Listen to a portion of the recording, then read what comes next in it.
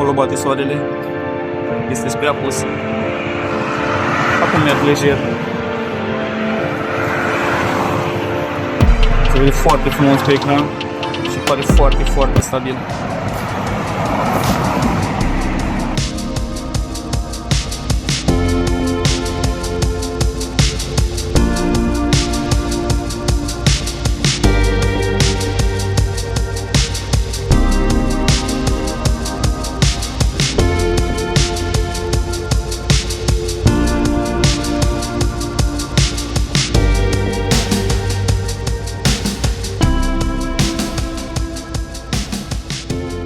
Filmăm cu camera frontală, cum v-ați dat seama, în unghiul de 0.8x la 4K în 60 de frame-uri pe secundă.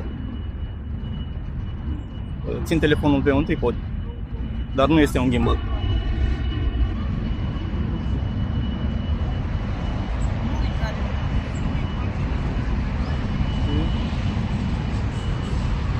Pare foarte bine pe ecran.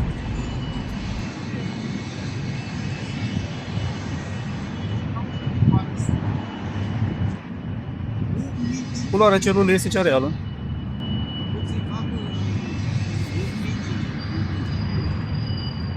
Cât și culorile din spatele meu ale copacilor sunt destul de reale.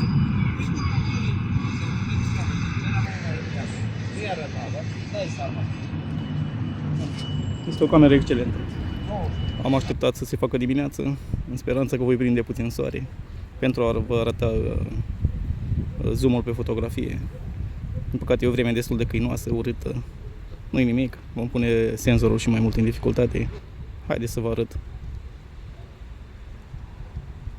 zoom-ul pe fotografie. Vom face și câteva poze pe care le veți vedea. 6x, 12x, 20x,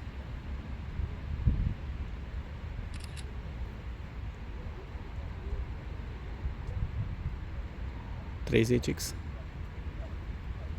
Destul de instabil, dar așa sunt toate smartphone-urile, nu doar acesta. Ok, hai să încercăm și un 50x.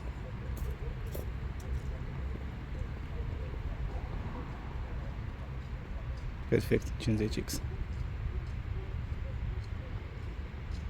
Foarte instabil, nici vorbă să merg mai departe. Perfect, veți vedea și fotografiile imediat.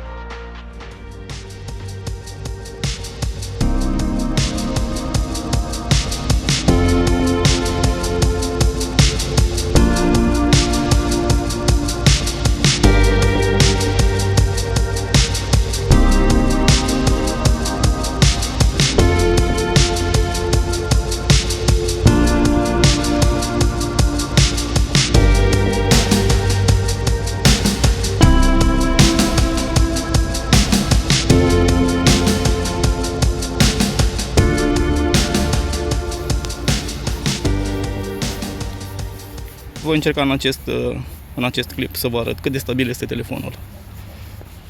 După cum vedeți, merg. Am un selfie stick obișnuit, un tripod obișnuit, cum obișnuiesc eu să le spun. Acum merg. Voi alerga un pic. Ok. Bineînțeles că veți vedea și filmulețul.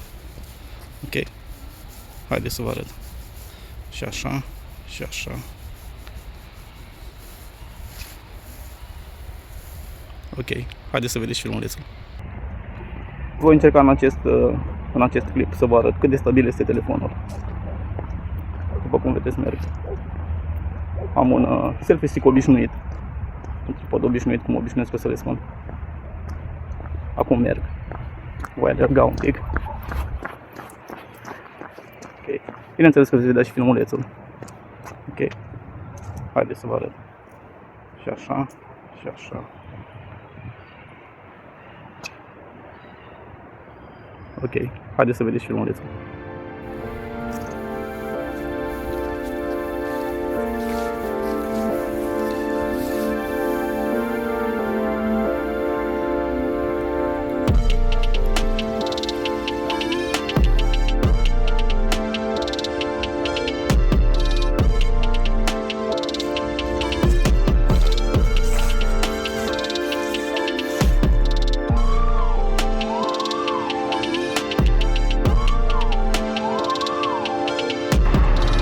Vremea destul de întunecată, filmăm în 4K, 60 de frame-uri pe secundă cu HDR activat.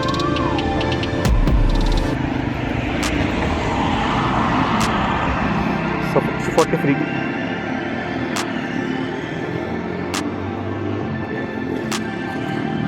Deci să intrăm puțin în parc.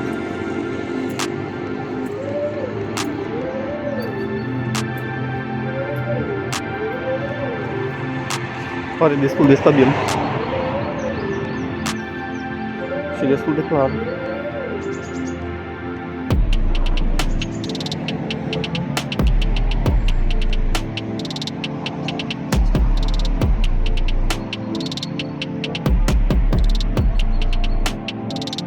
Foarte bine focalizarea. Nu am mai făcut probleme de atunci, de la comparația cu 15T Pro de la Xiaomi.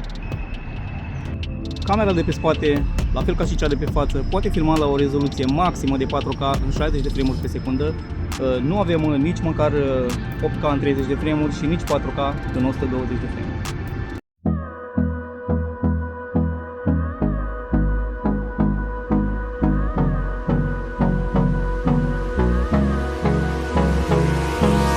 Hold me close till I get up. Time is barely on our side. What's left? The storms we chase are leading us, and love is all we'll ever trust. Yeah. No, o să alerg un pic pe această alee pentru a testa și stabilitatea.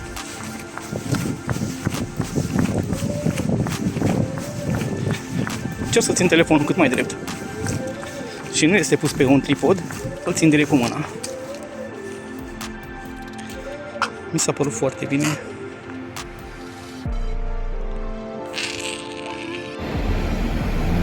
Am testat și Xiaomi 15T Pro, camera ultra-wide, și mi s-a părut extrem de bună. Totuși, datorită celor 60 de frame-uri pe care le are Honor, este mult superioară. După 4K, 60 de frame-uri pe secundă, haideți să vă arăt și 1080 pe tot 60 de frame-uri pe secundă. Și vom face și un test de zoom scurt. Deci acum este 1080 în 60 de secunde, în 60 de frame-uri. Alergăm un pic. Haideți să vedem spre soare un pic. A trecut de la ultra-wide la camera wide. Și acum la telefoto. Acesta este zoomul de 10x.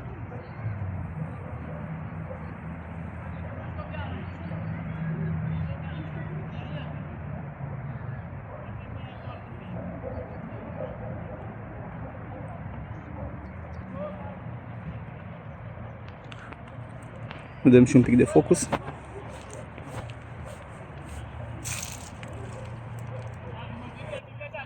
Am avut probleme cu focusul la comparația cu 15T Pro. Acum pare că se descurcă mai bine. E un zoom de 3x acum.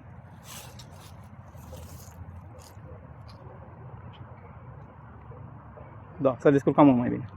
Haideți să mergem mai departe.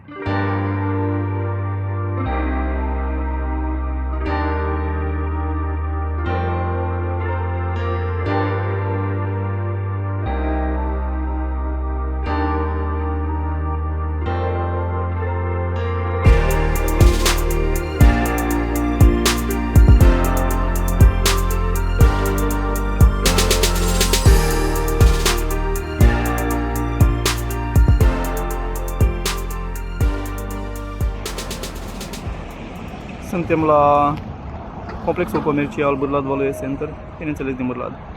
Soarele tocmai ce a apus, tocmai ce ați văzut.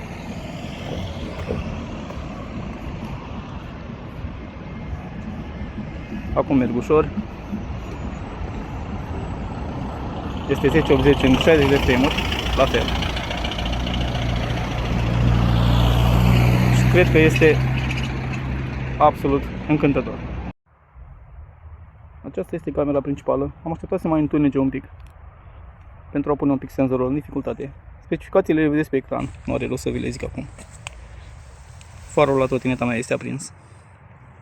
Pare că focalizează minunat. Ce vedeți este 1080 în 60 de frame-uri. Voi alerga un pic.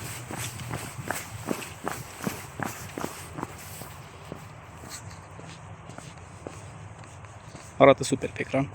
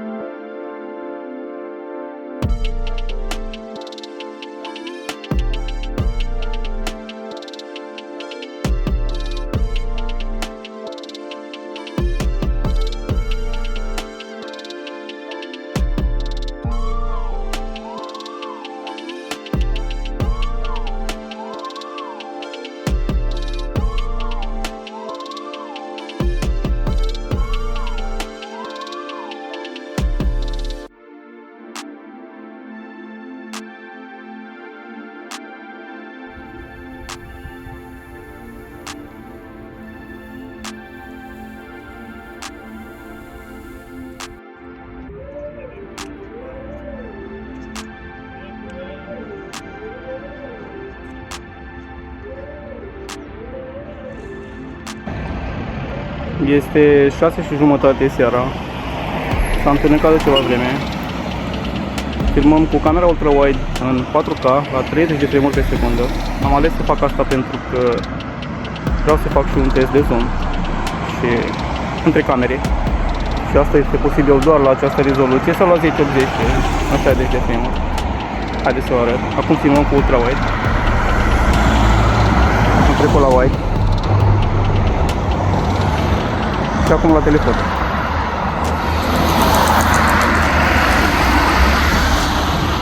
Am ajuns la zoom-ul de 10.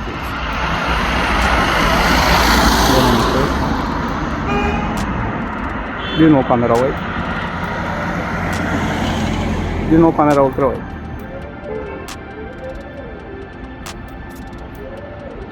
Haideți să mergem ușor.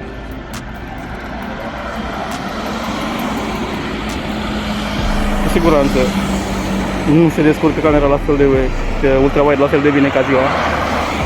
Este cu totul altceva.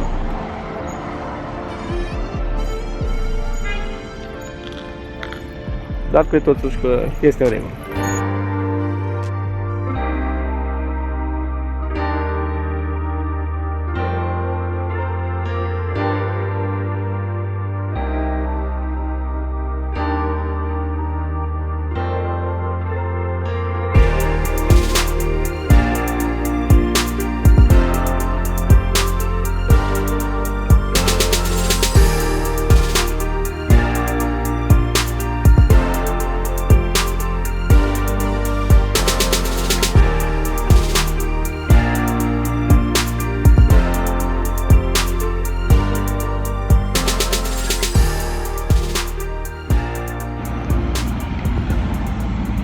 Camera principală, filmăm în 4K la 60 de frame-uri pe secundă.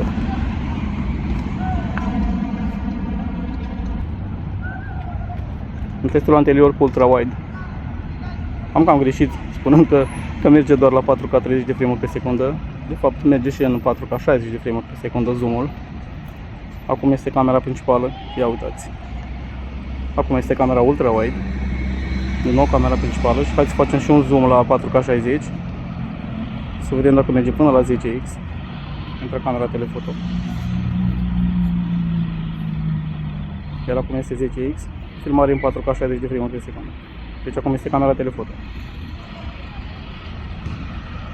de la 2,6x. Exact acum a intrat camera principală. Iar acum camera ultrawide. Iar acum este 0,5x 12 mm.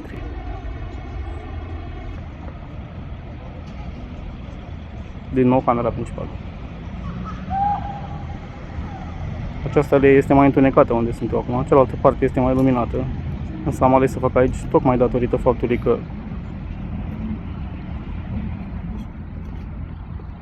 este pusă camera mai tare în dificultate. Filmăm cu camera frontală la 4K cu 60 de frame-uri pe secundă.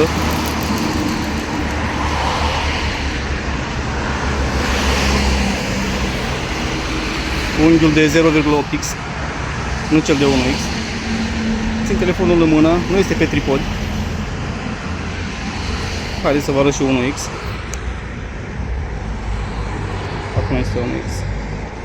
Acum este 0,8.